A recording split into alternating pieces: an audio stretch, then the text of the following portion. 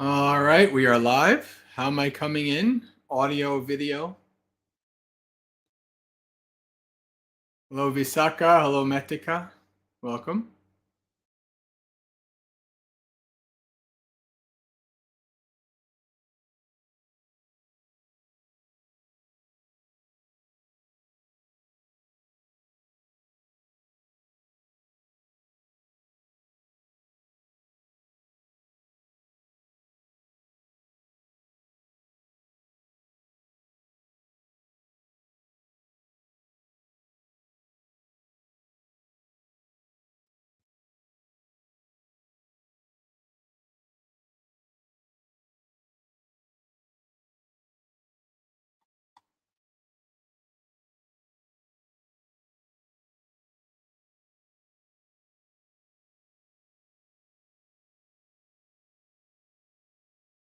Hello, Vivian and Jake. Welcome.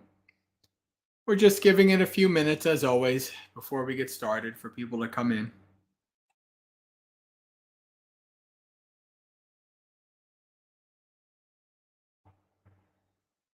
Hello, Yankee. Welcome.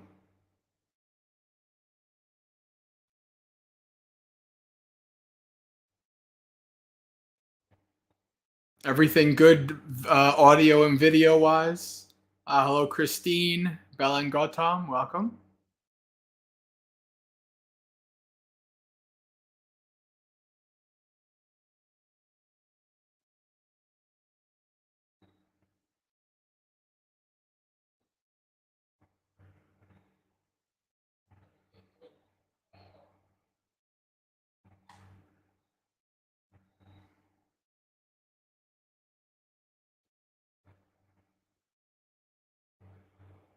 Hola, Diego. Very good. We'll give it another minute or two, then we'll get started.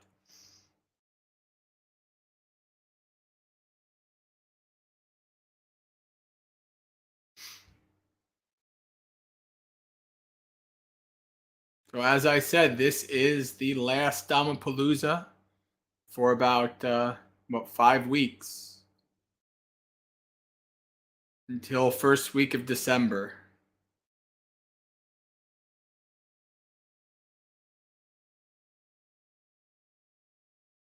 I'm going to be at Empty Cloud for a week. I'll probably be doing a bunch of their live streams because I'm covering for Bante and Aya, who are going to Italy again. But then after the week at Empty Cloud, I fly out to Australia. Hello, Malika. Hello, Jayanta. Welcome.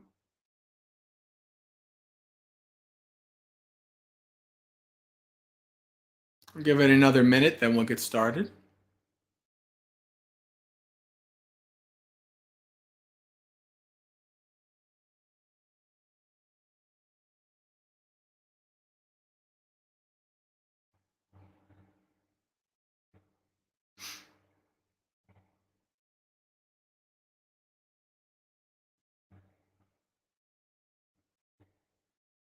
Hello, Abby.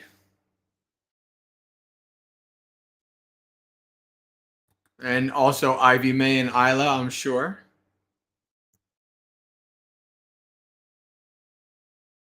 Yeah. Hi, Ivy May. Hi, Isla.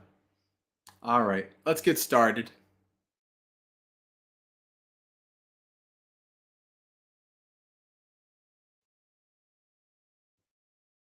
Hello, Robert. Welcome.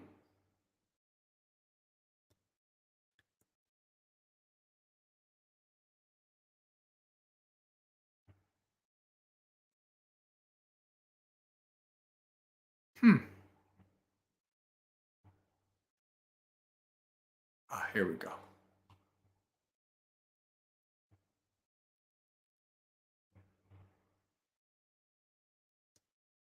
Namo tassa bhagavato arahato samma sambuddhassa.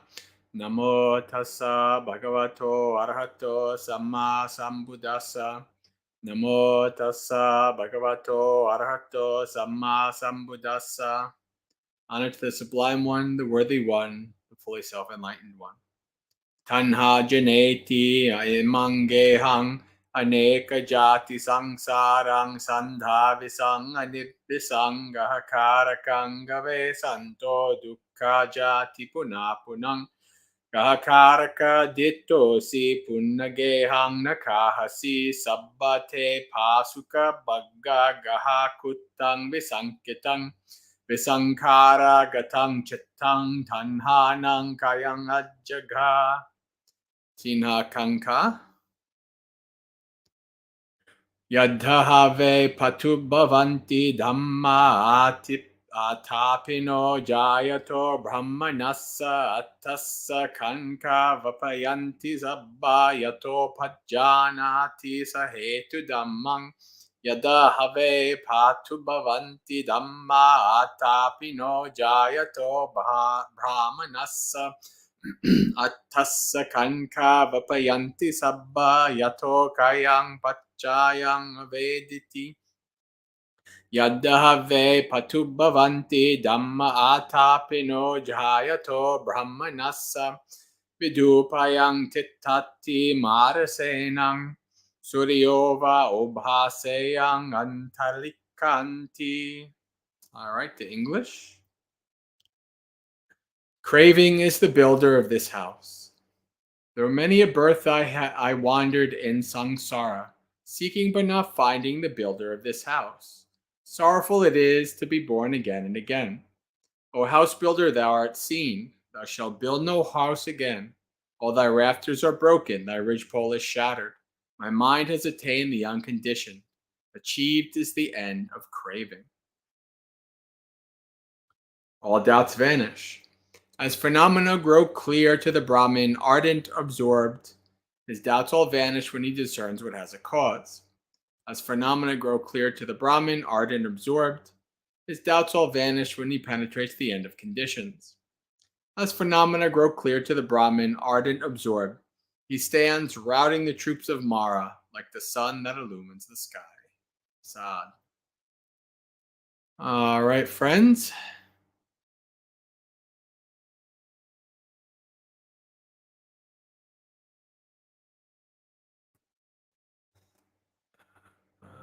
Let's see. Welcome Robert and Gregory. Belan Gautam, yes, I'm gonna be back at Empty Cloud for Katina on the 23rd. Yes. Hello, Ricky.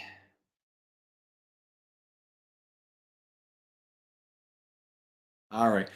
So, friends, welcome to another Dhammapalooza. It is Monday night, so that means it's time for our 2-hour Festival of Dhamma with the Maggasekha community, where we do a variety of Dhamma-related activities.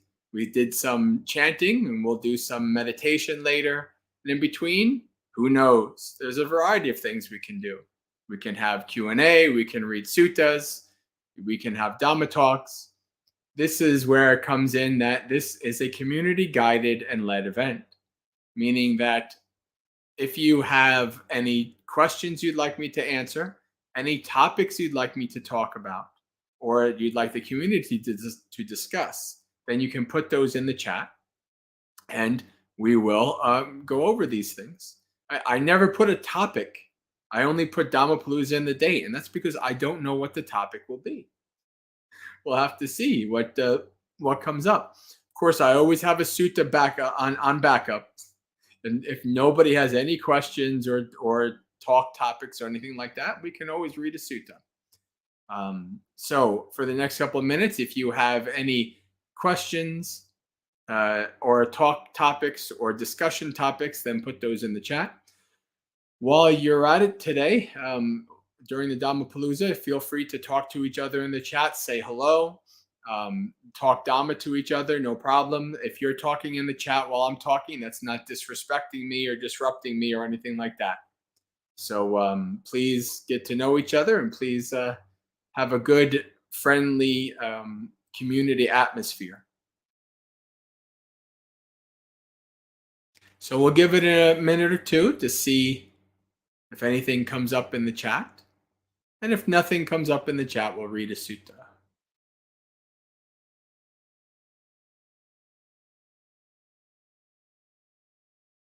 Diego says, are you going to be living in Australia for a time?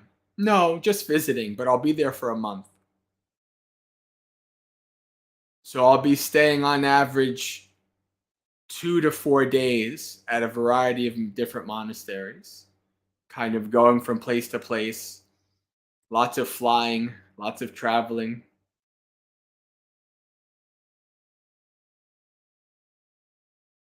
For those of my friends in Australia, I'll probably do post an itinerary before I leave in case people want to come visit me.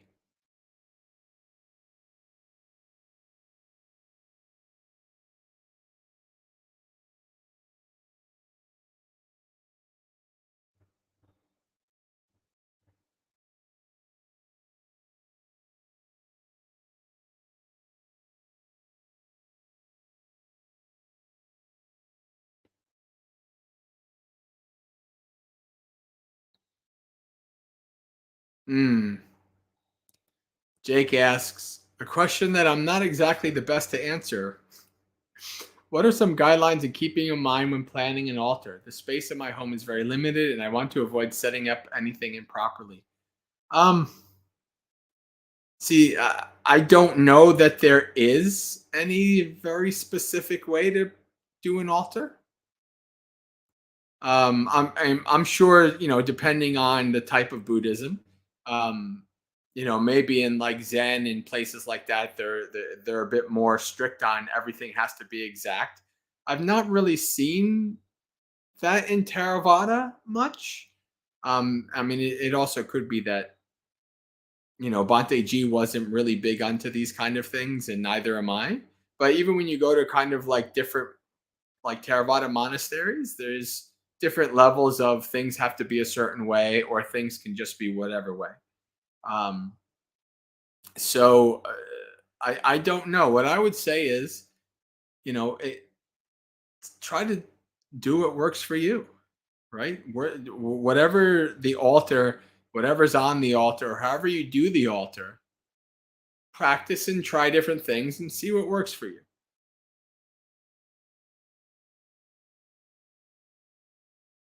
Your space is very limited. If you want an altar, then you'll find a space. Even if it's a small little space somewhere, you'll find it.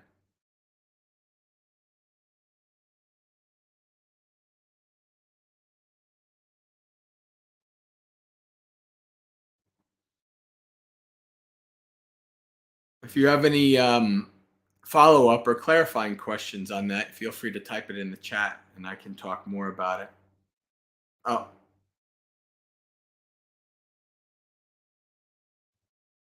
this is a statue, singing bowl, and a couple of Dhamma books. That's fine. That's fine.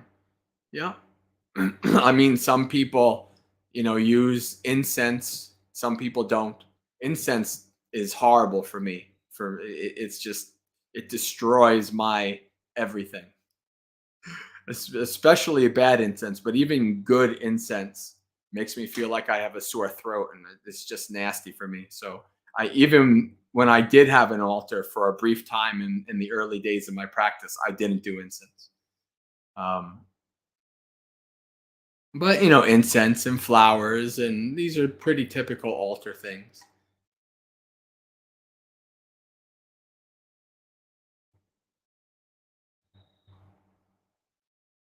Are people respectful to you while traveling in your robe? Yeah, I mean, they mostly just ignore me.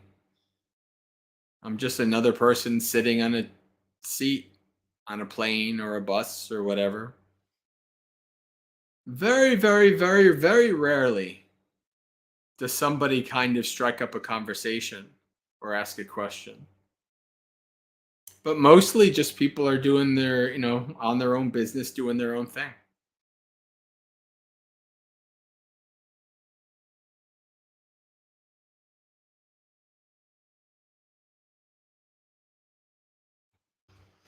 Jay Kala, Bante, what did you tell people in lay life when they asked you why you were ordaining, specifically non-family, people who just wanted more succinct answer? Well, you know, very few people actually kind of knew that I was ordaining for the for the overwhelming majority of people that I had contact in my life, they didn't know I was leaving to become a monastic until about maybe 2 months before I did it. Um, People close to me, obviously, it came up here and there, and so they kind of knew that I was moving down the path. Um,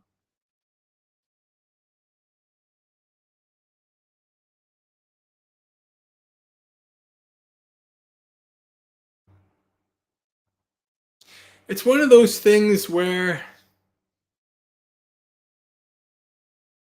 depending on the person, you might not be able to give a good answer because it seems it's very alien. It's very kind of abnormal, especially today. Like 30, 40 years ago, like a Catholic monk was much more in the um, minds of the average person, right? Like somebody being a monastic today is very, very far. Oh, I mean, maybe down in South America, maybe they understand Catholic monks better, if it's a Catholic stronghold or whatever. But most people are just not going to understand it.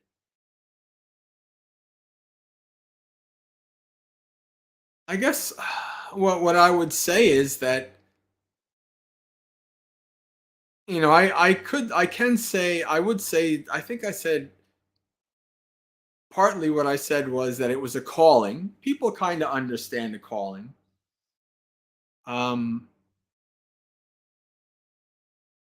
it was part of my path, the next level of my path.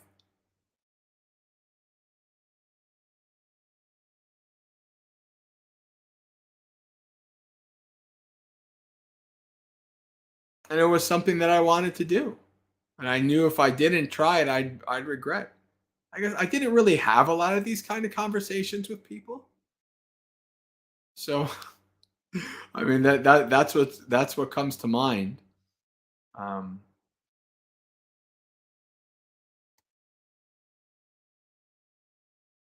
yeah.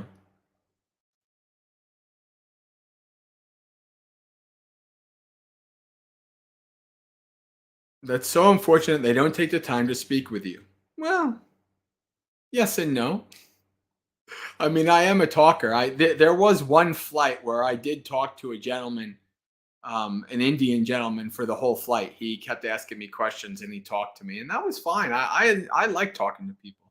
I don't mind it. But if it was all the time, sometimes it is kind of nice just to have a nice quiet flight. Well, we'll see. I mean, I'm going to technically be doing about 23 hours of flying in 2 weeks. So we'll see how I feel after, sitting on a plane squished in for 23 hours. All right.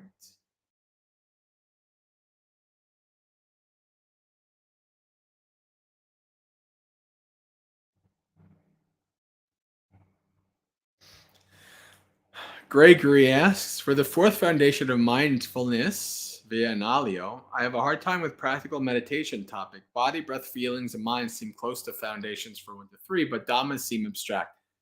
So,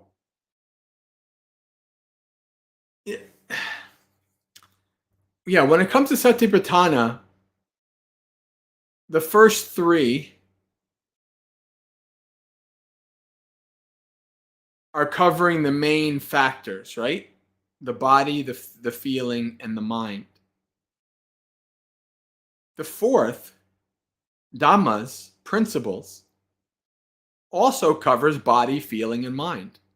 The six senses, the five aggregates, the five hindrances,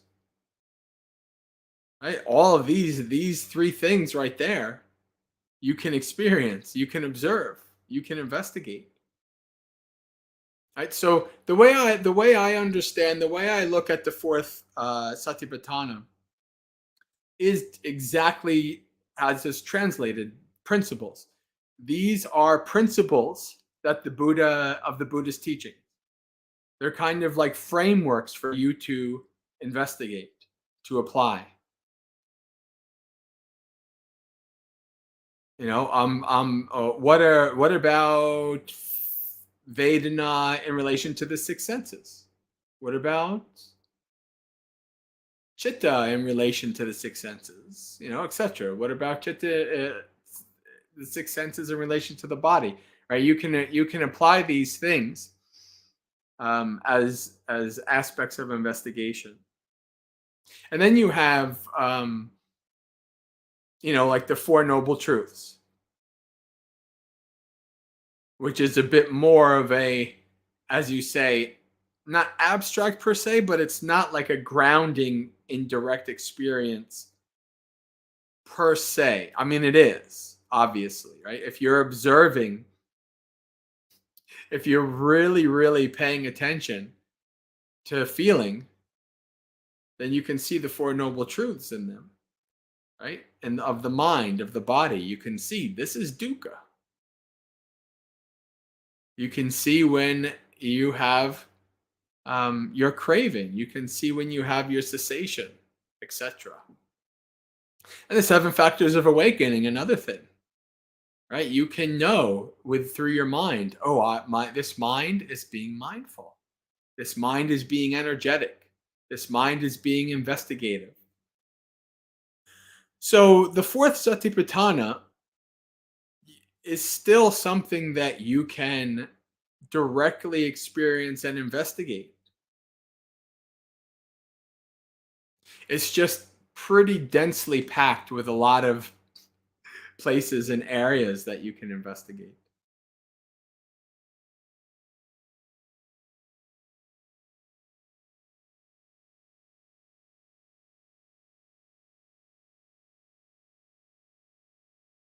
Yeah, don't run through lists. Running through lists is the worst thing you can do with anything in Buddhism.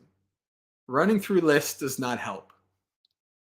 Because what you're doing is, if you're running through lists, you're papanchaing, you're vitaka vicharing, right? You're just intellectually, mentally, spinning wheels when you're supposed to be seeing with insight. So yeah, there's nothing in my experience where you run through lists in the practice.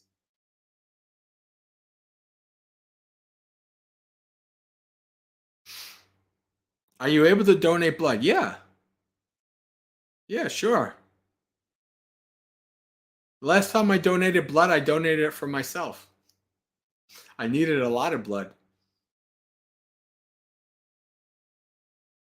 That's when I did the bone marrow donation. It's like 6 years ago, something like that.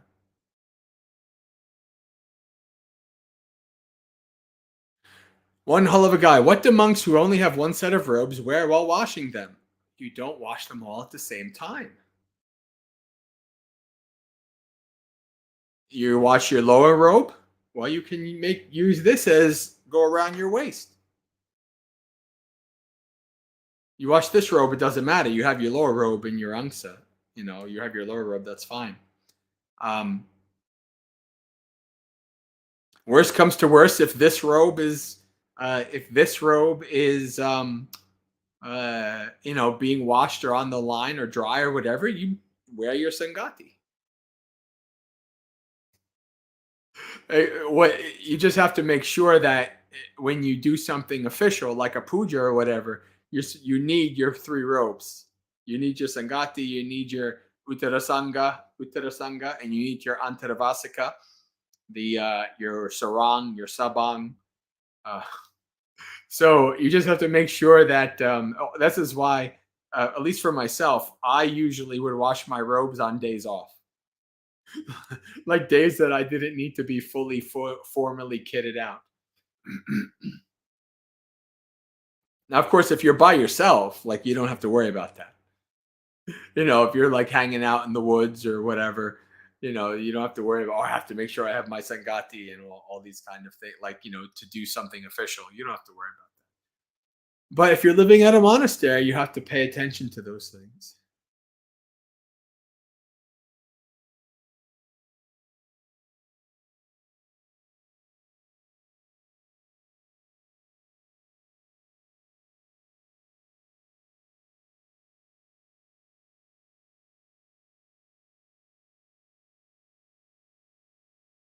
Abby says, I would flood you with questions if I saw you.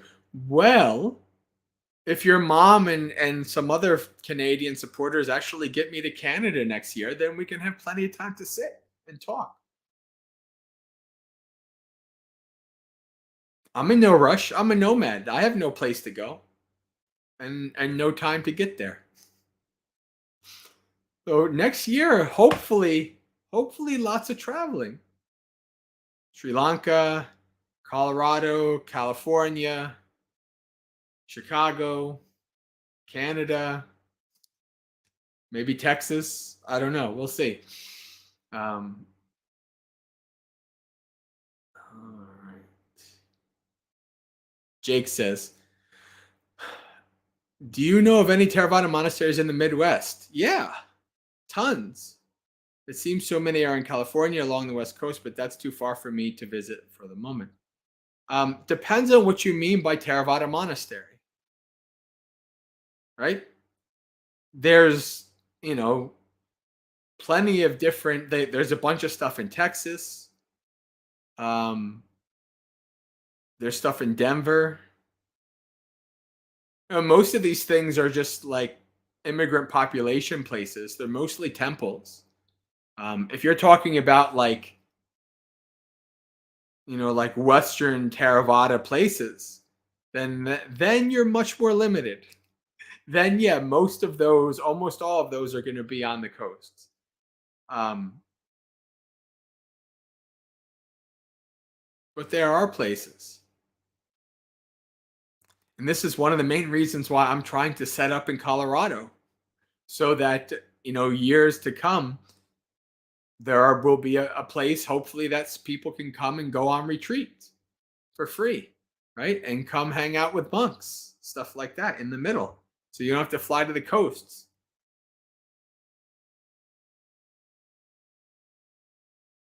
Coasts aren't that interesting anyway.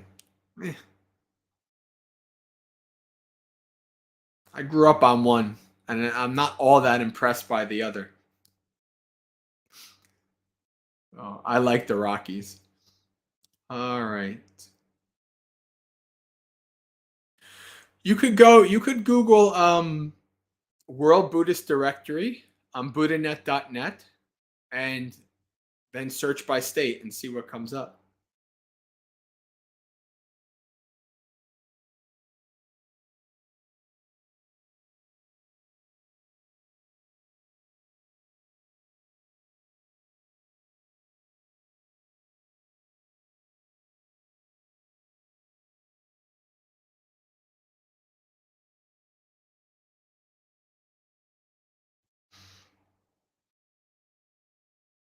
All right, Robert.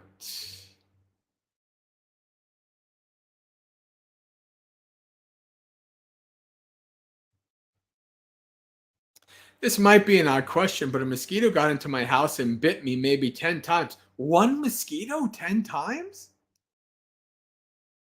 Well, I can't believe it's one. Like, I mean, they fill up pretty quick. One mosquito 10 times? I don't know. Any secret monk techniques to get mosquitoes out of dwellings? Yeah. Give them their fill and then they'll go away. Yeah. Well, you could do capture and release. So like monasteries will have um they'll have something like a cup, and they'll have like some kind of pad or whatever, and it'll be like capture, and then you take it out like that.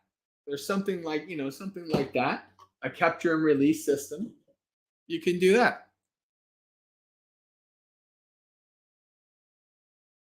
Quite honestly, unless it's really dangerous and really kind of impacting my life, I just let the bugs be wherever. I've even shared a house with like a big wolf spider. In a kuti, it gets a little tight. But I have practiced metta and shared the kuti with a big wolf spider. But and then eventually, if my patience and my metta and fear and goes low and fear arises, then I try to get it out um, in a non-harming way. Question from my mom. I watched the Netflix series on Dahmer. Yeah, I saw like 10 minutes of it a couple of days ago. My soon-to-be 18-year-old nephew was watching it. My sister and my nephew really love. Actually, I love like serial killers and things like that too. I've always been very, very fascinated with serial killers. So this is like something that me and my sister would watch those things called like what the first 48 and things like that. But yeah, so I watched Netflix on Dahmer. Aside from my obvious disgust, I was left questioning how he was ever born a human. Do you have any thoughts on that? Past good karma? you know, past karma. Now, maybe he was also born, you know, there's human lives, and because of a mix of karma, you not have the greatest human life. Maybe you have a couple of screws loose.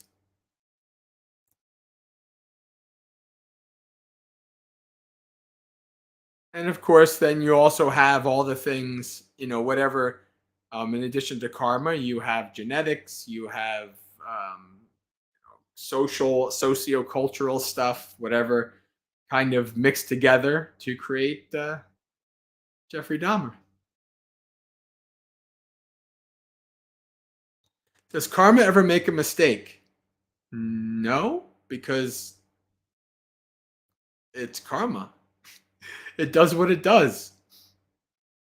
There are no mistakes. It is simply causes and conditions playing out.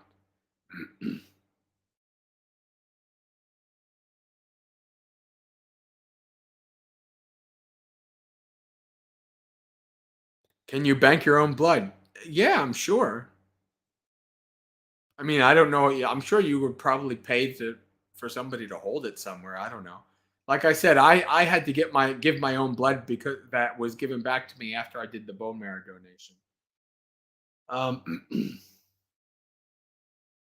Let's see here.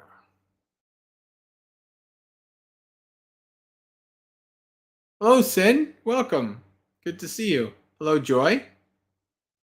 Joy is new, I think. I don't know. I don't recognize the Joy, so welcome.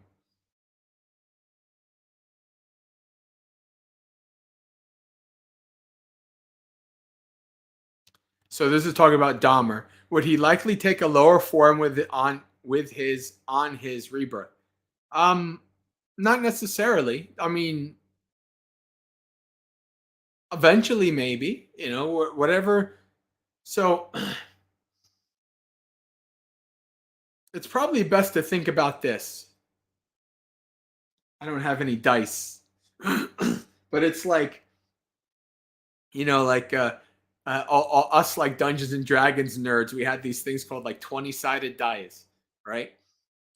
And you like if you roll for an action, right? So when you're about to be born, it's like roll the dice,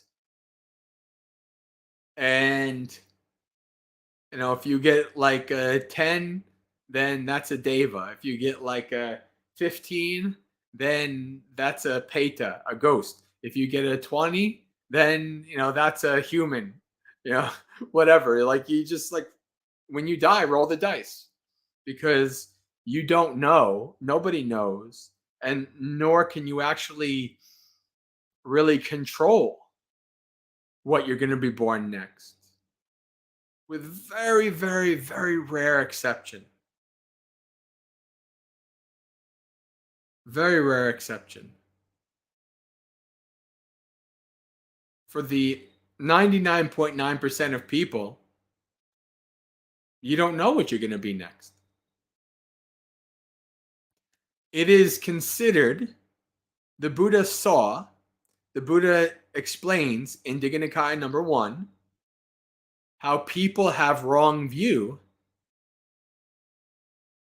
People, the mendicants, they got into jhanas, and they got very, these are very, very skillful, wise, good people. Of course, they couldn't become awakened. They're not, they are were basically as best as they could for as far as they got before the Buddha. And they would see with their own, power, their own ability, they'd see like, oh, somebody was really, really good in this life, and then when they died, they were born in a hell. Or they saw that somebody was really, really bad in this life, and when they died, they went to a heaven. And they think, well, I guess my actions don't mean anything. And the Buddha says, this is the wrong view. Right? So it's more complicated than that. How are you gonna, when Jeffrey Dahmer died, I think like 20 years ago, didn't he? Didn't he die in prison? I think that's what my nephew said. I was trying to remember. I'm getting older because Jeffrey Dahmer, like the whole Jeffrey Dahmer thing, I thought I was older when it happened, but I think that it was in my like young teens. Interestingly enough, but for some reason, I look back, I thought I was like, like 16, 17 when it happened. But anyway, Dennis Reel. Hey, Dennis. A name from the past. Blood has a short shelf life. There you go. All right.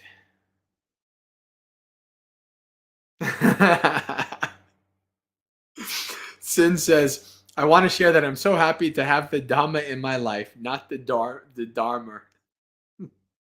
Very good. Right.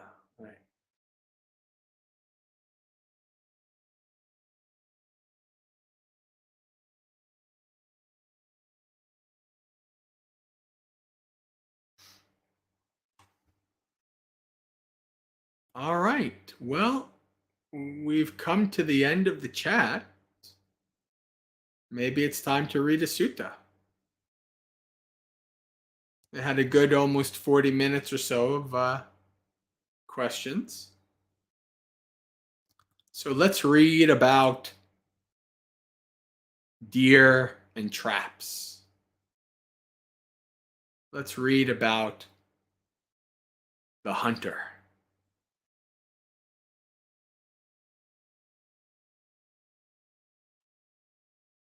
We know who the hunter is, don't we?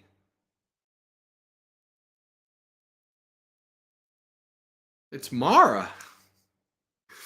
So this is Majjhima Nikaya number 25. Fodder or bait. This is, I think Bhikkhu Bodhi translates this as bait.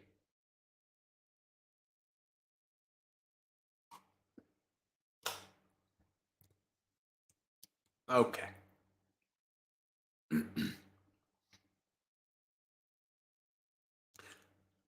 So I have heard. Let me see if I can. No, that's not what I want to do. Side by side. There we go. At one time, the Buddha was staying near Savatthi in Jeta's Grove, Anathapindika's monastery. There, the Buddha addressed the mendicants. Mendicants, Venerable Sir, they replied. The Buddha said this. And this is one of the many, many reasons I love the Pali here. But if you look, here's a good lesson. See this word, badante.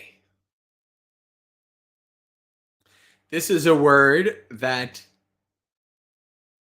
in the suttas you see when the monastics are talking to the Buddha. There's Bante and Bhadante, right? Venerable, reverend. It's usually, I think, seen as a higher, more respectful Bante. I've never heard this used for monks today. I've only ever seen this in the suttas, Bhadante. So that's good to know.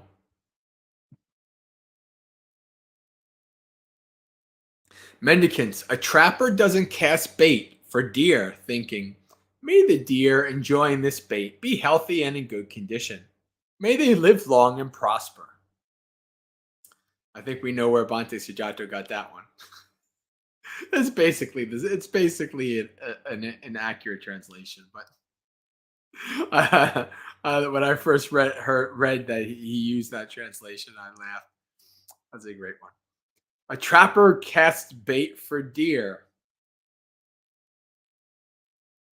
thinking, when these deer intrude on where I cast the bait, they'll recklessly enjoy eating it. They'll become indulgent. Then they'll become negligent. And then I'll be able to do whatever I want with them on account of this bait. And indeed, the first herd of deer intruded on where the trapper cast the bait and recklessly enjoyed eating it. They became indulgent. Then they became negligent. And then the trapper was able to do what he wanted with them on account of that bait. And that's how the first herd of deer failed to get free from the trapper's power.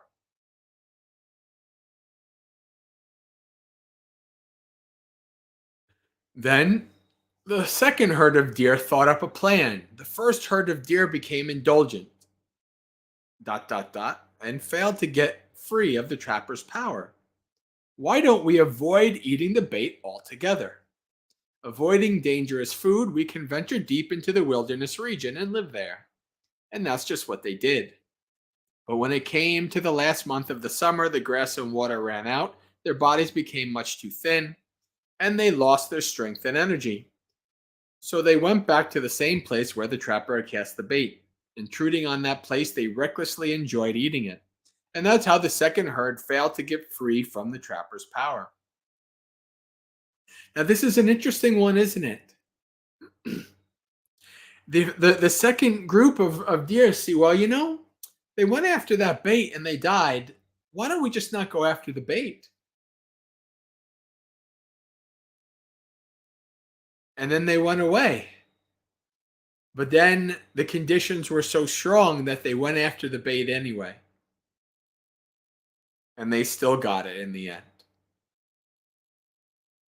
It's kind of an interesting thing. It's like the difference between totally restraining from something, out of sight, out of mind, and then when it's in sight, it's in mind, and you recklessly abandon, you use it. Or on the other end is, well, how do I be skillful about this bait? Let's see the third group.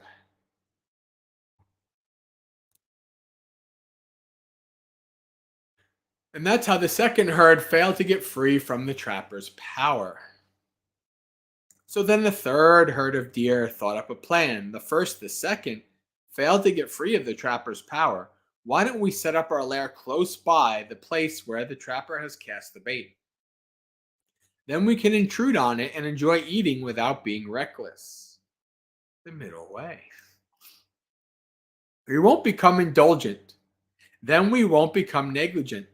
And then the trapper won't be able to do what he wants with us on account of that bait. And that's what they did. So the trapper and his companions thought, whoa, this herd of deer is so sneaky and devious. They must be some kind of unnatural spirits with psychic power. For they eat the bait we've cast without us knowing how they come and go. Ah, right? Very good. Why don't we surround the bait on all sides by staking out high nets? Hopefully, we might get to see their lair, where they go and hide out. And that's just what they did. And they saw where the third herd of deer had their lair, where they went to hide out. So obviously they put these nets up high in the trees and they observe the deer And I say, that's where they are. Right? So the hunter went to the hideout, went to the home base and took him out. That's how the third herd failed to get free of the trapper's power. So then the fourth herd of deer thought up a plan. The first, second, third herds of deer failed to get free of the trapper's power. Why don't we set up our lair somewhere the trapper and his companions can't go? Then we can intrude on where the trapper has cast the bait and enjoy eating it without being reckless. We won't become indulgent, then we won't become negligent, and then the trapper won't be able to do what he wants with them on account of that bait. And that's just what they did. So the trapper and his companions thought, wow, this fourth herd of deer is so sneaky and devious. They must be some kind of unnatural spirits and psychic power, for they eat the bait we cast without us knowing how they come and go. Why don't we surround the bait on all sides by staking out high nets? Hopefully we might get to see their lair where they go to hide out. And that's just what they did. But they couldn't see where the fourth herd of deer had their lair, where they went to hide out. So the trapper and his companions thought, if we disturb this fourth herd of deer, they'll disturb others, who in turn will disturb even more. Then all of the deer will be free from this bait that we've cast. Why don't we just keep an eye on that fourth herd? And that's just what they did. And that's how the fourth herd of deer got free from the trapper's power. I've made up this simile to make a point, and this is what it means. Bait is the term for the 5 kinds of sensual stimulation. Is everything good in the chat? I haven't seen anybody type in the chat for quite a while. So I'm just doing a kind of check to make sure that the internet and everything is going well.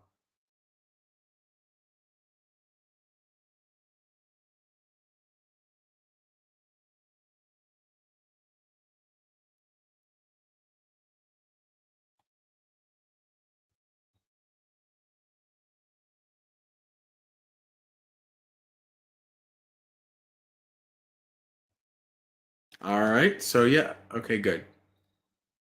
So bait is the term for the 5 kinds of sensual stimulation. So the 5 chords of sensual pleasures, pleasant experiences through the senses.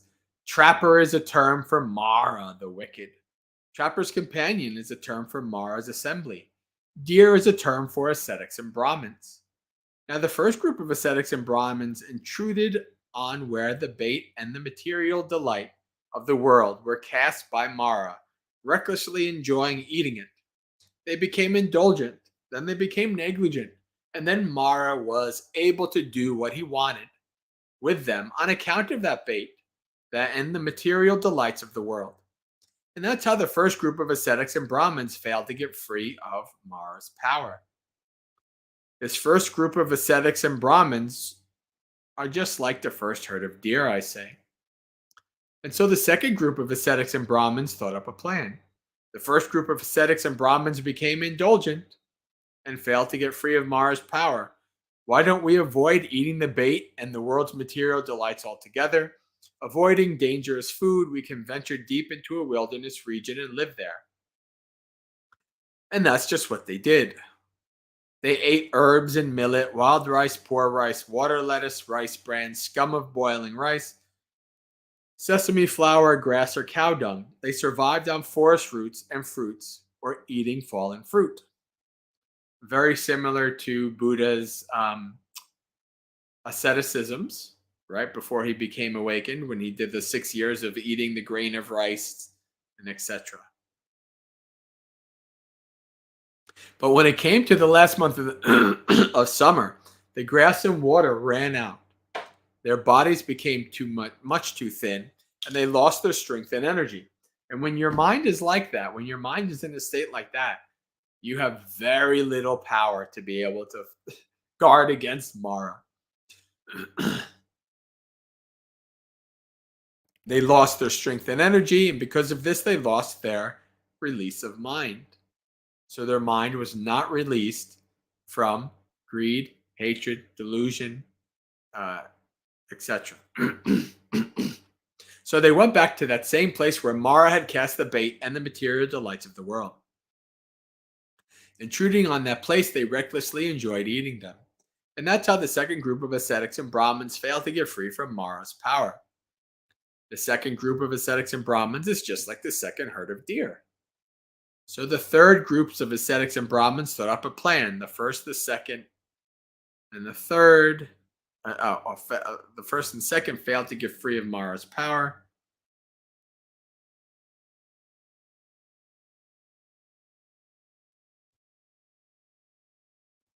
Why don't we set up our lair close by the place where Mara has cast the bait and those material delights of the world? Then we can intrude on it and enjoy eating without being reckless. We won't become indulgent. Then we won't become negligent. And then Mara won't be able to do what he wants with us on account of that bait and those material delights of the world. And that's just what they did. Still, they had such views as these. The cosmos is eternal, the cosmos is not eternal, the world is finite or infinite, the soul and the body are the same or they're different, or that after death, a realized one does or doesn't exist, or both exists and doesn't, or neither exists nor doesn't. And that's how the third group of ascetics and Brahmins failed to get free of Mara's power. This third group of ascetics and Brahmins is just like the third herd of deer. So then a fourth group of ascetics and Brahmins thought up a plan.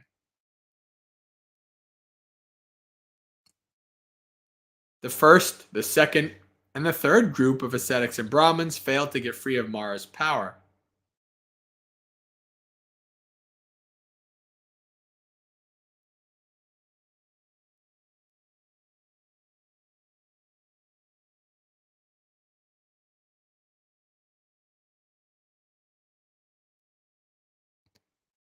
Why don't we set up our lair somewhere Mara and his assembly can't go? Then we can intrude on where Mara has cast the bait and those material delights of the world and enjoy eating without being reckless. We won't become indulgent. Then we won't become negligent. And then Mara won't be able to do what he wants with us on account of that bait and those material delights of the world. And that's just what they did. And that's how the fourth group of ascetics and Brahmins got free from Mara's power. This fourth group of ascetics and Brahmins is just like the fourth herd of deer, I say.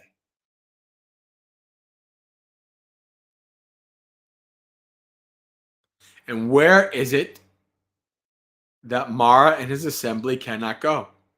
It's when a mendicant, quite secluded from sensual pleasures, secluded from unskillful qualities, enters and remains in the first jhana, which has the rapture and bliss born of seclusion, while placing the mind and keeping it connected. This is called the mendicant who has blinded Mara, put out his eyes, without a trace, and gone where Mara, the wicked one, cannot see.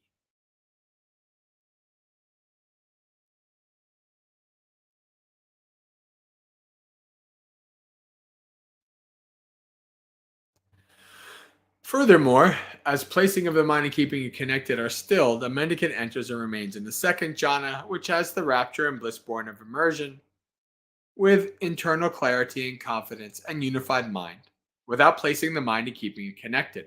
This is called the mendicant who has blinded Mara. Furthermore, with the fading away of rapture, a mendicant enters and remains in the third absorption, where they meditate with equanimity, mindful and aware, personally experiencing the bliss of which the noble ones declare. Equanimous and mindful, one meditates in bliss. This is called the mendicant who has blinded Mara. Furthermore, giving up pleasure and pain, and ending former happiness and sadness, a mendicant enters and remains in the fourth jhana, without pleasure or pain, with pure equanimity and mindfulness. This is called the mendicant who has blinded Mara. Furthermore, a mendicant going totally beyond perceptions of form, with the ending of perceptions of impingement, not focusing on perceptions of diversity, aware that space is infinite, enters and remains in the dimension of infinite space. This is called the mendicant who has blinded Mara. Furthermore, a mendicant going totally beyond the dimension of infinite space, where the consciousness is infinite, enters or remains in the dimension of infinite consciousness. This is called a mendicant who has blinded Mara. Furthermore, a mendicant going totally beyond the dimension of infinite consciousness, aware that there is nothing at all, enters or remains in the dimension of nothingness. This is called a mendicant who has blinded Mara. Furthermore, a mendicant going totally beyond the dimension of nothingness enters or remains in the dimension of neither perception nor non-perception. This is called a mendicant who has blinded Mara. Furthermore, a mendicant going totally beyond the dimension of neither perception nor non-perception enters and remains in the cessation of perception and feeling. And having seen with wisdom their defilements come to an end. This is called a mendicant who has blinded Mara, put out his eyes without a trace, and gone where the wicked one cannot see, and they've crossed over clinging to the world. That is what the Buddha said. Satisfied, the mendicants were happy with what the Buddha said. Sadhu. All right. Hey, Anthony. Anthony showed up right on time for Mara. Yeah.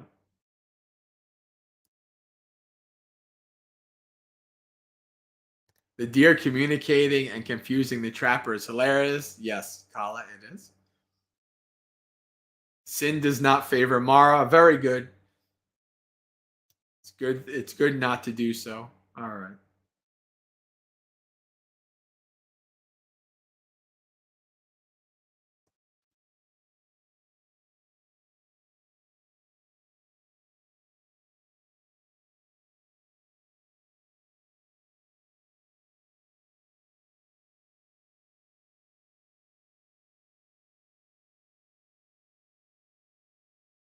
All right, Jay Kala. Interesting anthropological aside there.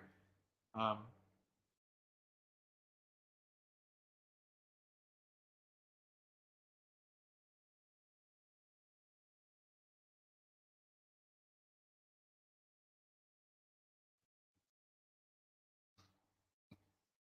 Is Mara, greed, hatred, and delusion self-made due to an ego, or is there an external Mara? There is an external Mara. Right? This is very clear. Now, there's, I think, one or two places in the suttas where it's kind of clear that the Buddha is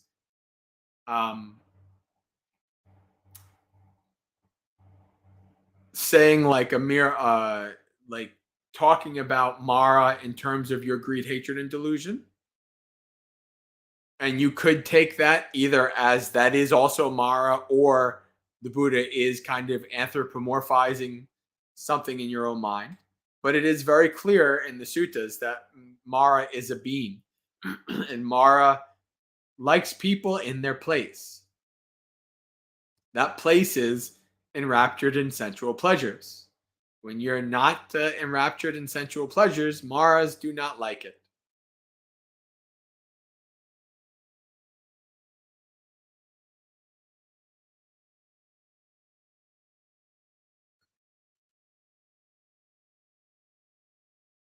In my experience, deer are not nearly as intelligent as those in the suttas. Yeah, pretty much. There are animals though that do that. Whenever I read this sutta, it reminds me of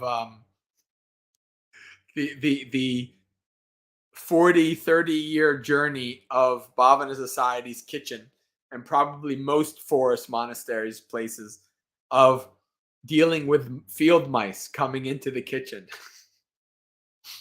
I remember my first year or two at Bhavana, especially the cooks were trying all kinds of like Rube Goldberg, like multiple like traps, because the mice were too smart to get, like, sometimes they would actually just get the cheese from the trap and not trigger the trap. I was like, I grew up with Tom and Jerry, so I was like, all right, Jerry, good job. These were not kill traps, obviously. They were capture and release traps. But like you capture a mouse and you release it like a mile down the road. That's nothing, right? And plus, there's lots and lots of mice in the forest. That's just the way it goes. But That's what it reminds me of, like how smart the mice were, and how the cooks and residents were driven nuts trying to capture all these mice to no avail.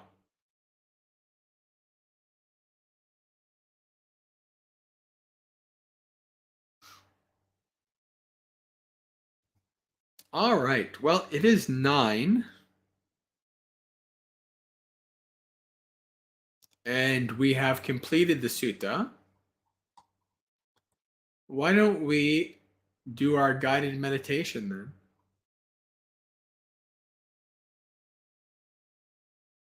And then that'll give us about 25 minutes for final questions, maybe reading another sutta, maybe reading Dhammapada. But I think this is a good break now to start the meditation.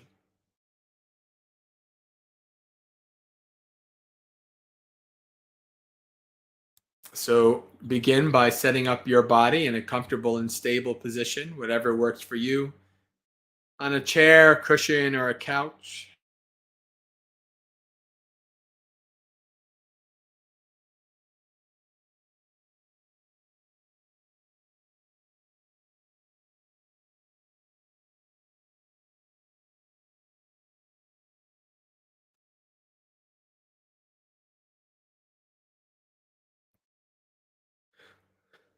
We'll spend some time scanning through the body, starting with the feet and then moving up to the head.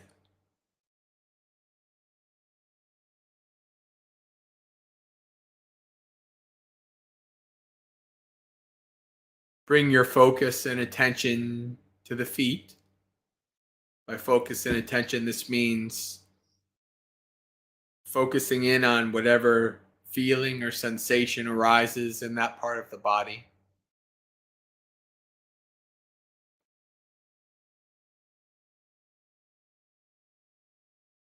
Pay attention to that sensation and know it very well, deeply.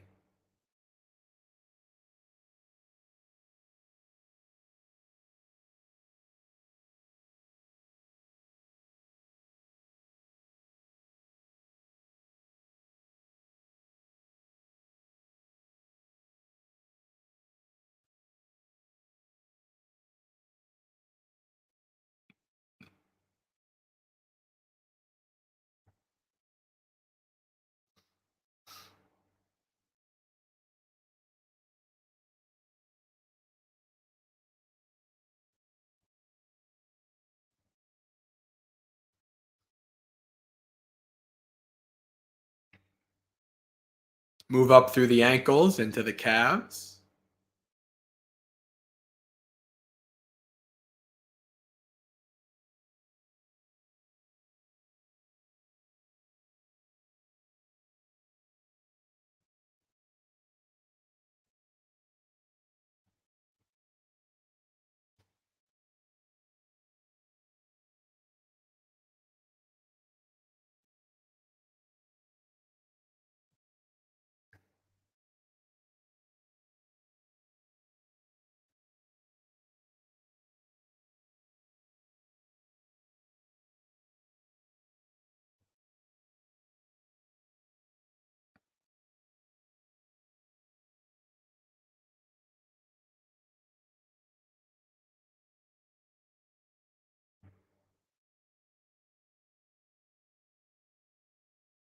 As you're scanning through the body, if you're having trouble connecting with a sensation, you can prompt yourself by asking, what do I see?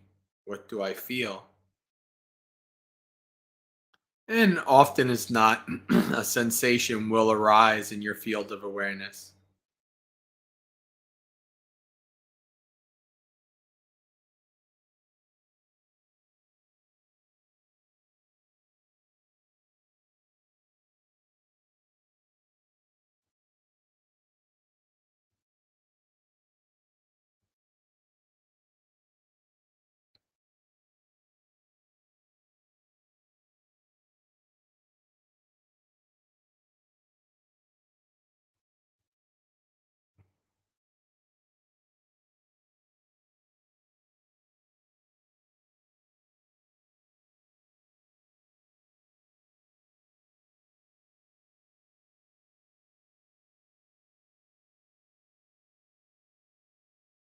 Moving through the knees and into the thighs. What's the feeling of the thighs pressing against the chair, the cushion?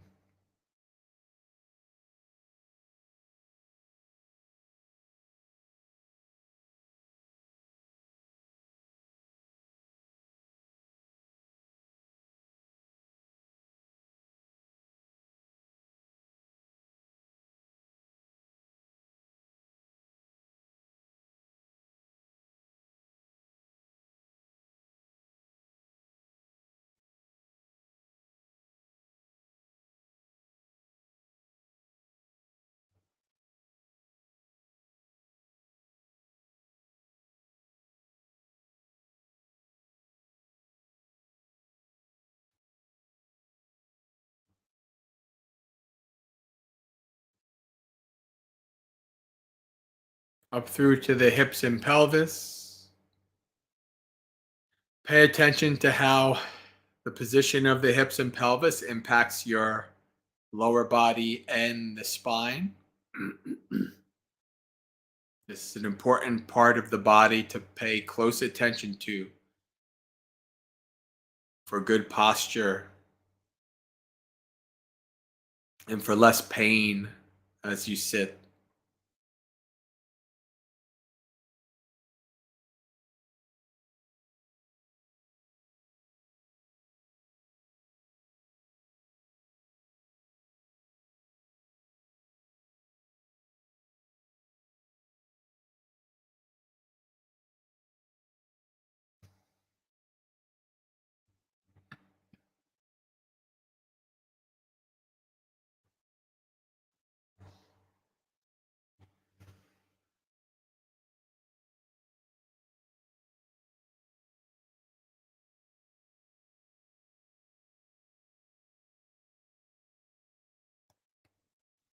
Move up the spine through the abdomen and the chest.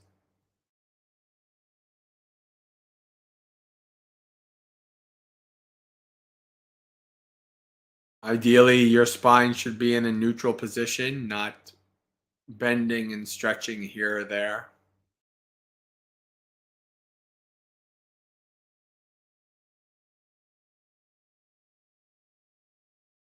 Every time you sit, do this so that you can really get to know your body and understand how the posture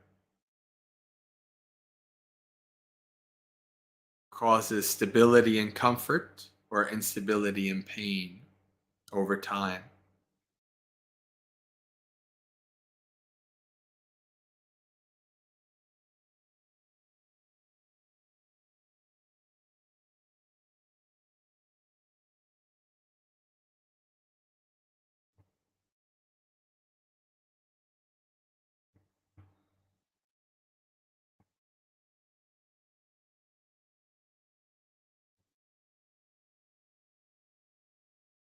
Focus in on the shoulders, make sure they're hanging loosely, not scrunched up and tight.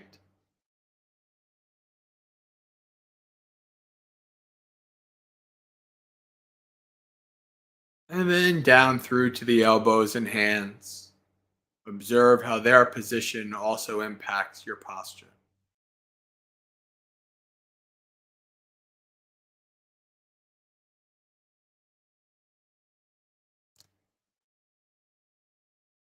Focusing in on the sensations and feelings that you observe.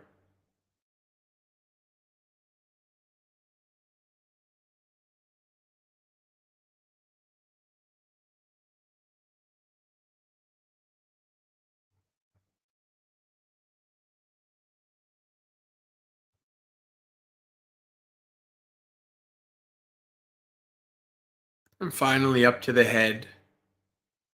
Checking that the head is also not leaning and slouching, but balanced with the chin parallel to the floor.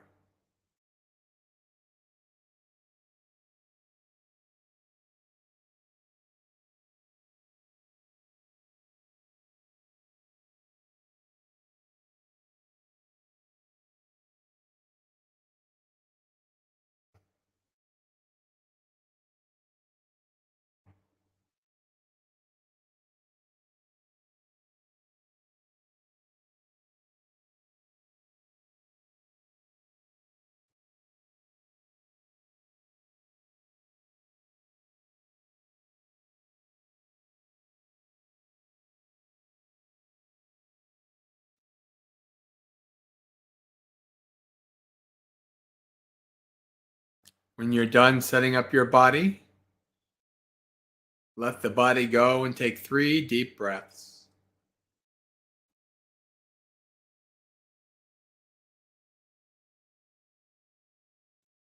And then let the breaths go.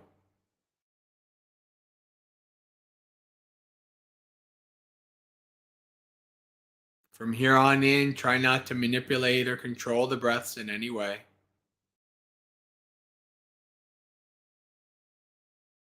This body has been breathing from the moment you were born and will continue to do so until the second you die. It doesn't need you to do its job.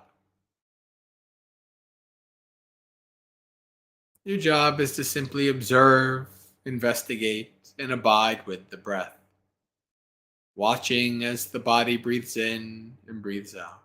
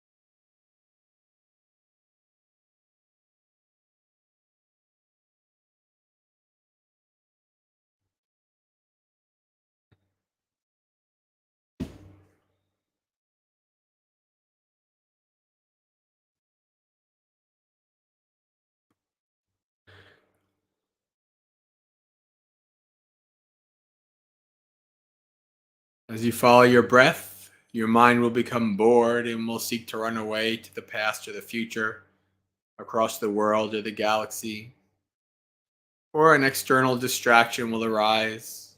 The mind will become infatuated with it and chase after it.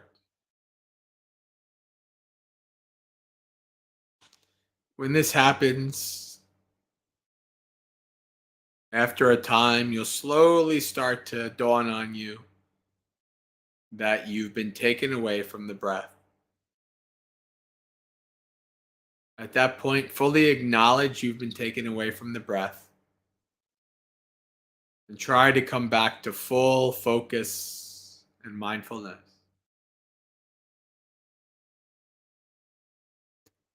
Then practice letting go of the distraction by neither getting agitated and trying to push it away, nor by getting excited and grasping onto it.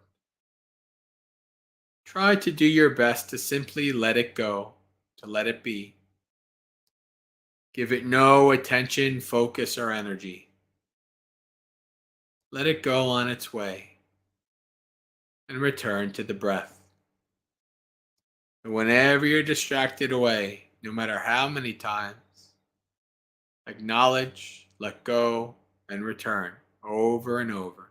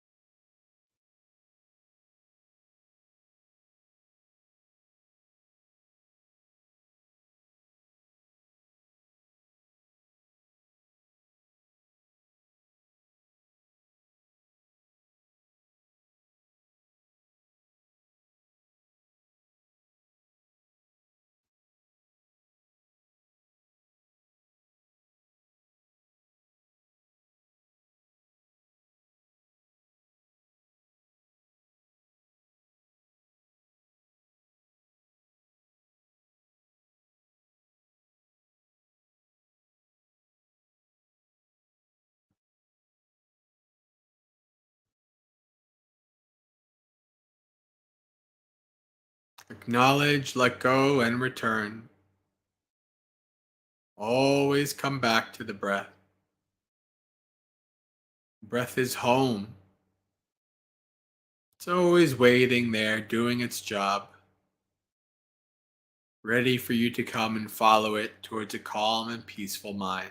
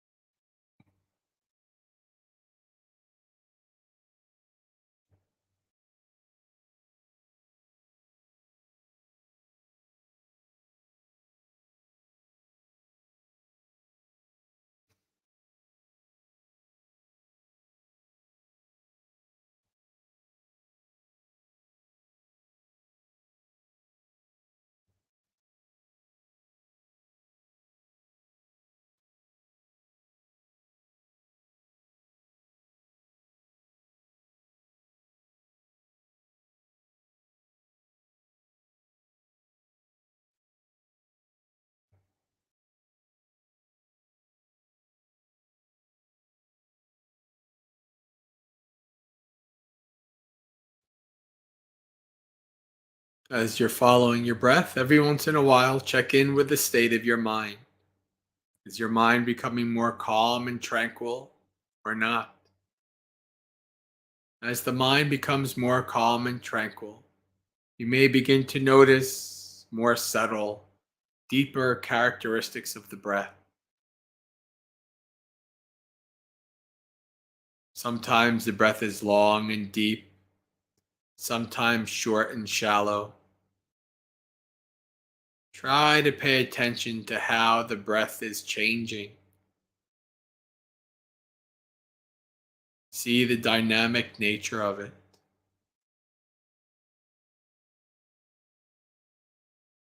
See the breath more deeply and subtly.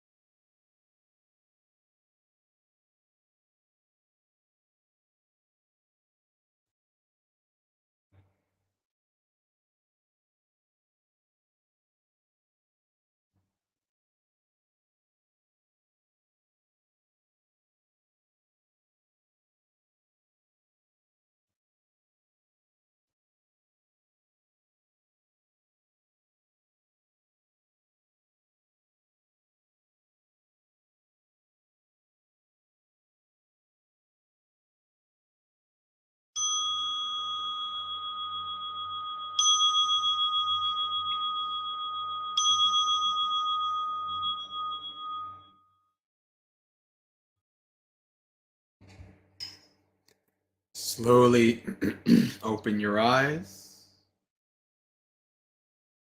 Become aware of the room around you.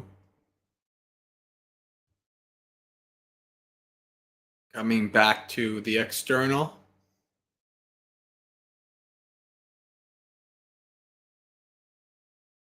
Reflect on how your mind state has changed from before the meditation to now. And contemplate on the experience of the meditation. What struggles and triumphs you had. Various phenomena arising, experiences, etc. You can reflect on that and contemplate on that a little bit. We have a half hour left, about 25, 24 minutes. So if you have any questions, those of you who are left, you can ask questions. We might read a small sutta and read some Dhammapada.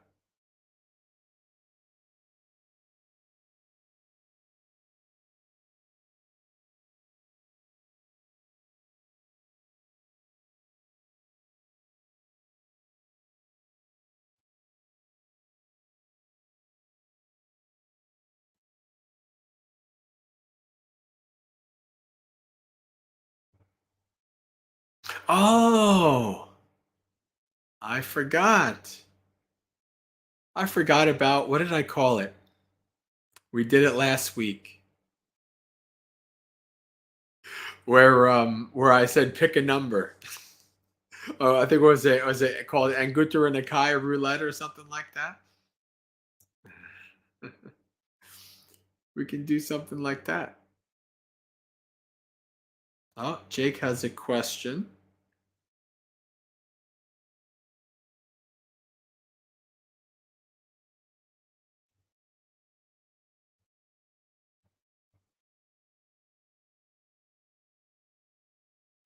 As the meditation went on, I found my mind becoming agitated and my body incredibly itchy. What can I do to deal with the urge to scratch, move, or even stop meditating when these arise? Bear with the itchy. You might be going through an itch storm. On the other side of that itch storm is calm and tranquility. So, this is something that I've experienced, I understand in my own practice, that as the mind becomes more calm and tranquil, things like itches will arise, right? And it's not necessarily that they're coming out of nowhere, it's that you're paying attention to them. That your body is usually doing a million other things and they're not paying attention to all the itching. But when your mind is starting to get calm and quiet, all of a sudden you might have an itch storm where everything is itching all over. If you can have patient endurance, just following the breath, not attaching to the itches, right? Not getting agitated or not getting excited about them. Just letting them go, letting them do what they're doing. Going back to the breath. If you can do that, then on the other side will be peace and tranquility.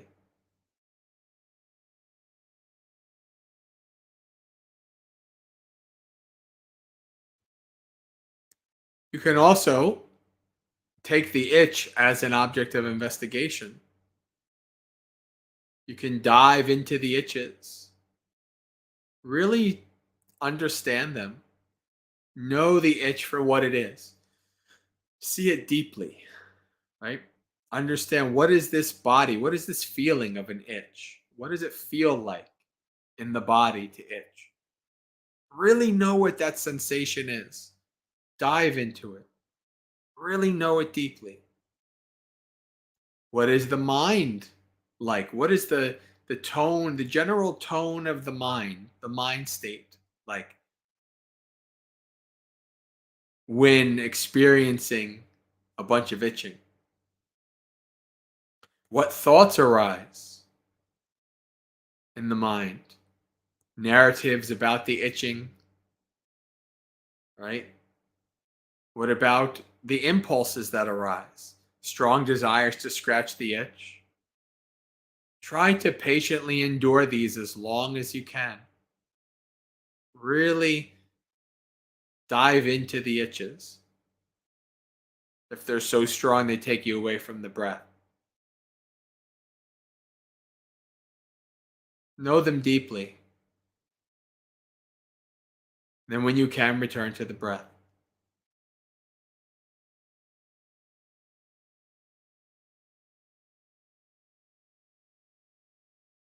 Patiently endure as long as you can. And if you have to scratch, at least try to bring your investigation and your mindfulness with you as you're through the experience of scratching and how everything changes in the mind and body as you do it.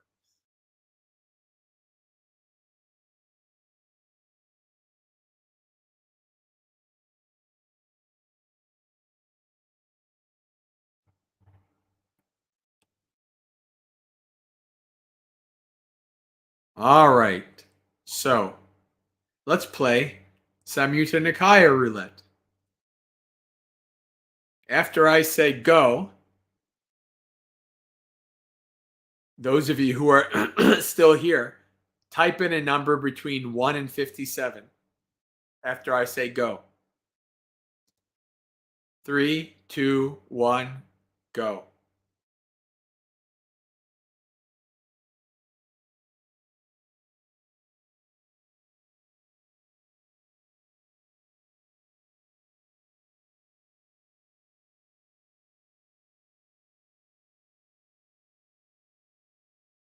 All right, 47 it is with Julie. So we are in the 47th Samyutta then. I'm going to put the brakes.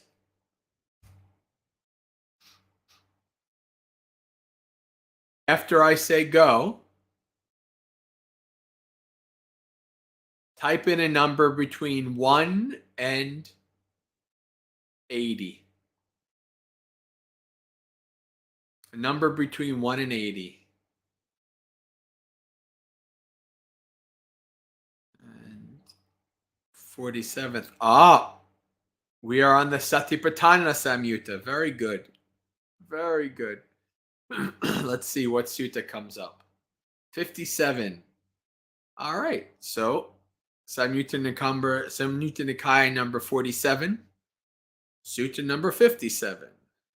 The chapter on abbreviated text on the Ganges. Let's see what we get here. Oh,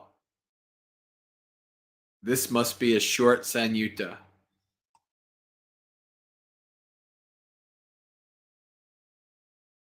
Yeah.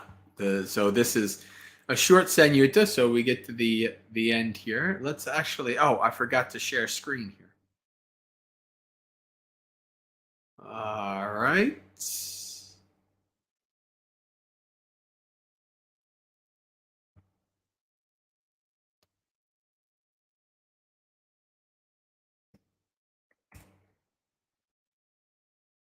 In the Samyutta Nikaya and in the Anguttara Nikaya, towards the end of a grouping, there's like many, like 100 or 200 suttas that are just completely ellipsed real quick, right? And so you'll see this where it's 12 discourses in one paragraph. All right. 12 discourses on the Ganges River. Mendicants, the Ganges River slants, slopes, and inclines to the east.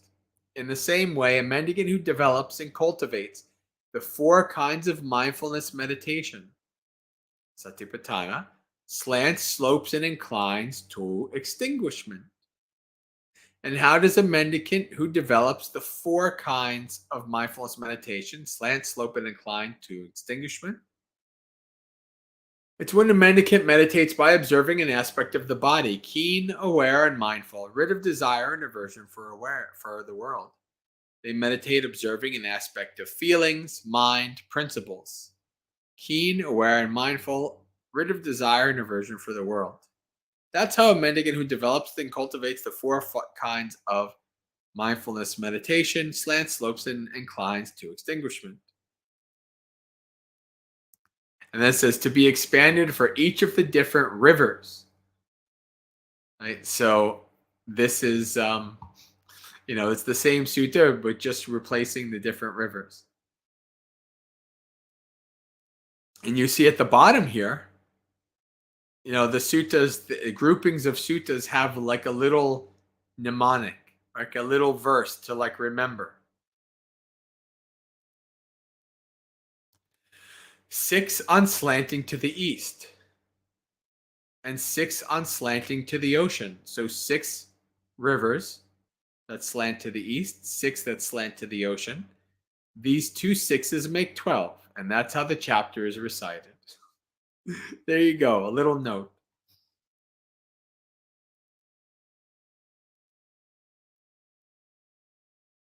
Oh, hey, Gray.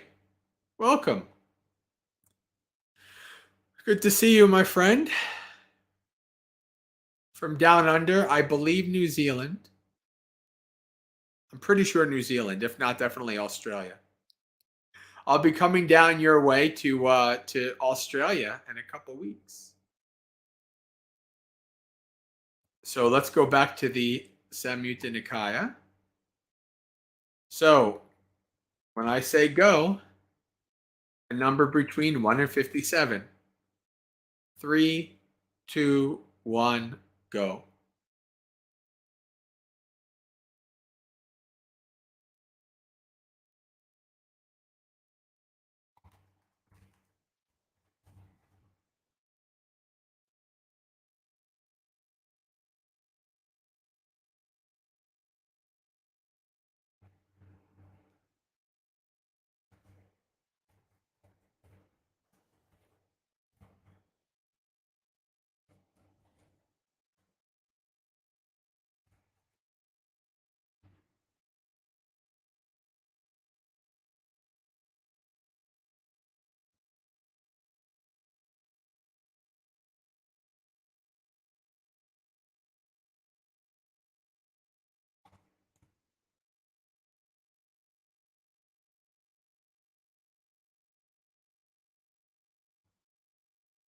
All right, 23. So we are on Samyutta Nikaya number Samyutta 23.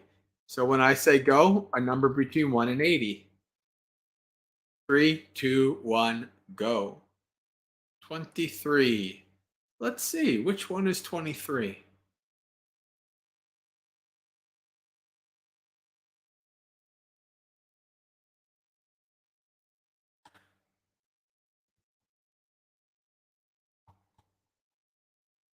Oh, link discourses with Radha. Oh, first chapter about Mara. Let's see. Oh, Anthony did not choose 23. It was Jake who chose 23. As Anthony really likes his Mara. And so we have, let's see, number 40. Oh, no chapter on Mara.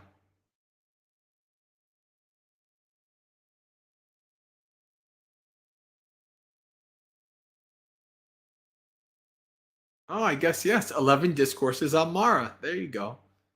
Because you said 40. Boy, I got it. Maybe I'll say 1 to 30 instead so we don't get these small ones. 11 discourses on Mara. At Savatthi. When Venerable Radha was seated to one side, the Buddha said to him, Radha, you should give up any desire, any greed, any desire and greed for whatever is Mara. And what is Mara? Form is Mara. You should give up any desire, any greed, any desire and greed for it. Consciousness is Mara. You should give up any desire, any greed, any desire and greed for it. You should give up any desire, any greed, any desire and greed for whatever is Mara. You should give up any desire, any greed, any desire and greed for whatever is Mara like in nature, for whatever is impermanent, naturally impermanent. Anicca Dhammo, so Dhamma, impermanent Dhamma. So basically everything. That's interesting. I don't think I've ever seen that compound before. Anicca Dhammo. At least I haven't paid attention to it. It hasn't come to my mind like that before. Suffering, things that entail suffering, not self, naturally not self. Anatta Dhammo. Liable to end, liable to vanish, liable to originate. So give up all of these things.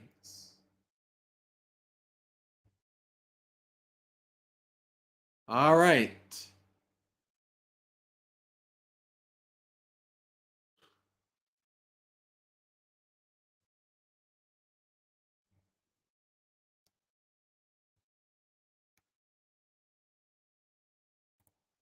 So let us do it again.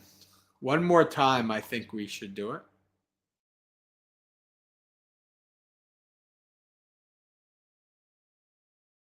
A number between 1 and 47. In 3, 2, 1, go.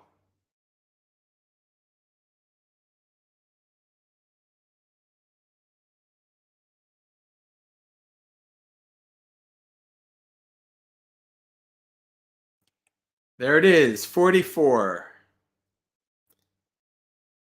We are going to go to the 44th. Oh, off by 1. Linked discourses on the undeclared. All right.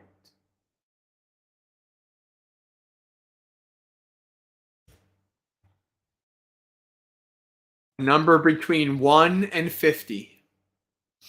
3, 2, 1, go.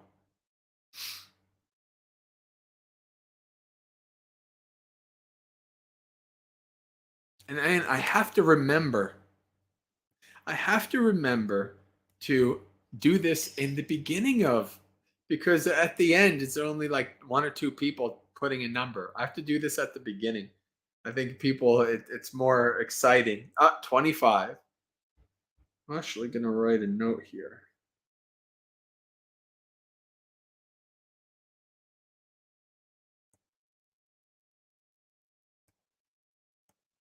There we go. Okay. So, 25th Sutta of the 44th Samyutta. Oh boy, well, the whole thing. Actually, there you go. Look at this. Oh no, 25th. Wait, what? What am I doing here? Let's see. Where are we at? Oh boy, there's only 11. So I was way off on this one. I keep forgetting that, some samyuttas have like 300 suttas and some have very little, right? You're getting to know the Samyutta Nikaya here. So why don't we do the debating hall? Right? We'll do the debating hall.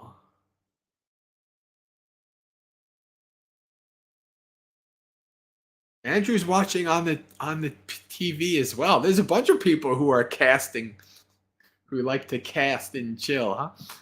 All right, that's good. Dhammapalooza and chill. The debating hall. Then the wanderer Vajragota went up to the Buddha and exchanged greetings with him. When the greetings and polite conversation were over, he sat down to one side and said to the Buddha, Master Gotama, a few days ago, several ascetics, Brahmins, and wanderers who follow various other paths were sitting together in the debating hall, and this discussion came up among them. Then Purana Kassapa leads an order and a community and teaches a community. He's well known and famous religious founder, regarded as holy by many people. When this disciple passes away, he declares that this one is reborn here, while that one is reborn there. And for a disciple who is a supreme person, the highest of people, having reached the highest point, when they pass away, he also declares that this one is reborn here and that one is reborn there. Oh boy. Oh boy. The highest of people is reborn, huh? This Makali Gosala, Niganta Nata Putta, Sanjaya Belatti Putta, and Pakuda Kachayana, Ajita Kesa Kambala, leads an order and a community and teaches a community. They are well known and famous religious founders, regarded as holy by many people. When a disciple passes away, they declare that this one is reborn here, while that one is reborn there. And as for a disciple who is the supreme person, the highest of people, having reached the highest point, when they pass away, they also declare that this person is reborn here, while that one is reborn there. This is said at Gautama leads an order and a community and teaches a community. He's well known and a famous religious founder, regarded as holy by many people. When a disciple passes away, he declares that this one is reborn here, while that one is reborn there. But as for a disciple who is a supreme person, Uttama Pariso, highest of people, Parama Pariso, having reached the highest point, Parama Patipato. When they pass away, he doesn't declare that this one is reborn here, while that one is reborn there. Rather, he declares that they have cut off craving, untied the fetters, and by rightly comprehending conceit, have made an end of suffering. Acchechi tanhang, vivatehi samyojanang, samma mana bisamaya, antamakasi dukkasati. Wonderful line. I had doubt and uncertainty about that. How on earth can I understand the ascetic Gautama's teachings? Vacha, no wonder you're doubting and uncertain. Doubt has come up in you about an uncertain matter. I describe rebirth for someone who grasps fuel, upadana, not for someone who doesn't grasp fuel. It's like a fire which only burns with fuel, not without fuel. In the same way, I describe rebirth as someone who grasps fuel, not for someone who doesn't grasp fuel. But when a flame is blown away by the wind, what do you say is its fuel then? At such a time, I say that it's fueled by the wind, for the wind is its fuel then. But when someone who is attached has laid down this body and has not been reborn in one of the realms, what does Master Gautama say is their fuel then? First, when someone who is attached has laid down this body, Vacha, and has not been reborn in one of the realms, I say they're fueled by craving, for craving is their fuel then. Interesting. Very interesting. Andrew says, I like my Dhammapalooza on my big screen. All right, very good. I must be really huge on that big screen then. Like 1984 Big Brother. But this way, instead of it's Big Bante. Okay, friends. Why don't we... It is 55 almost, so we will call it a night and do our business and then final sharing of merits. All right, friends. So, as I said before, this is the final Dhammapalooza for the next 5 weeks. I will be coming back in December, but starting Saturday, I will be back at Empty Cloud for a week. And I will be doing live streams there because Bante and I will be gone. So you can check me out for a week in Empty Cloud. However, then I will be in Australia for the month. So there will be no streams. There will be no activity. There's a possibility I might be doing a special stream very briefly. We'll see. I don't know. We'll have to see if it actually works out.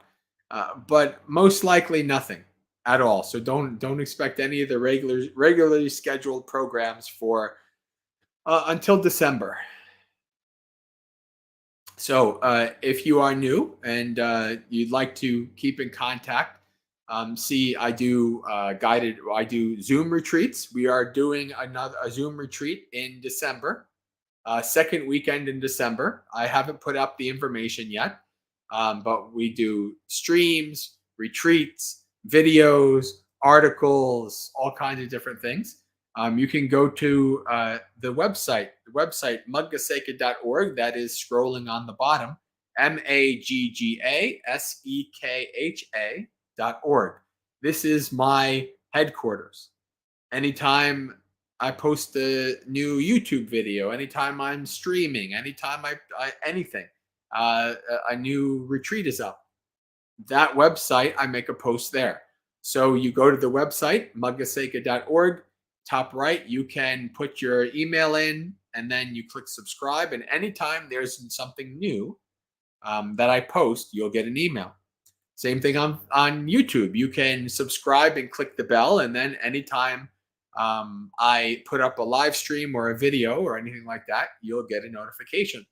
Oftentimes you'll get the notification like, a couple of days or a week before, because that's when the video, the streaming service, that's when it usually goes up. So Maggasekha.org and the YouTube channel, these are the two main areas. Subscribe, put the email, click, do all that jazz, and then you'll never miss anything that's going on. We also have an online community that practices and studies within the framework of the early Buddhist texts, the suttas.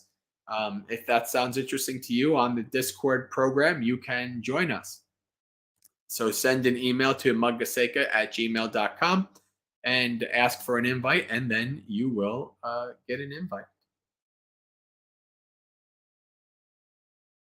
All right, friends, let us share the screen for the final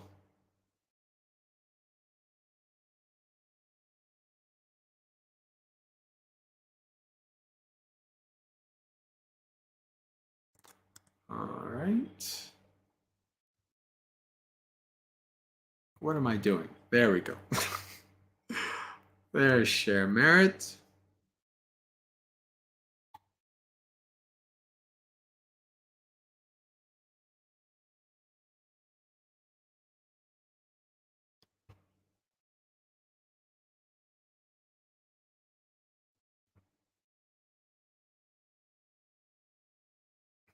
Dukkha patta chani dukkha, bhaya patta chani bhaya, soka patta chani soka, hontu sabbe pipaniyo, etta vata cha ammehi sampatang punya sampatang, sabbe deva anumodantu sabba sampatti sittiya, akasatta jabumata deva naga mahiddika punyang tang anumoditva charang rakantu sasanang.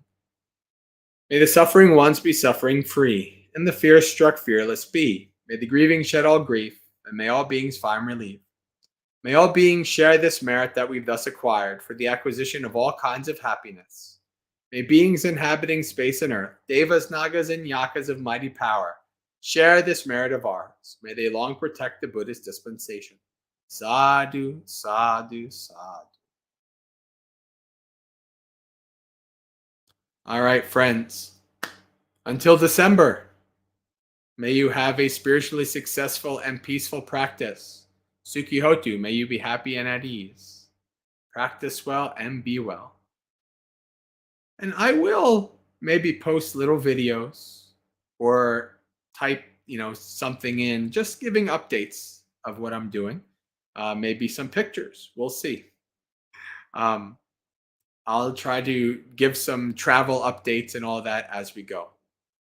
Until next time, friends. Have a good rest of the month.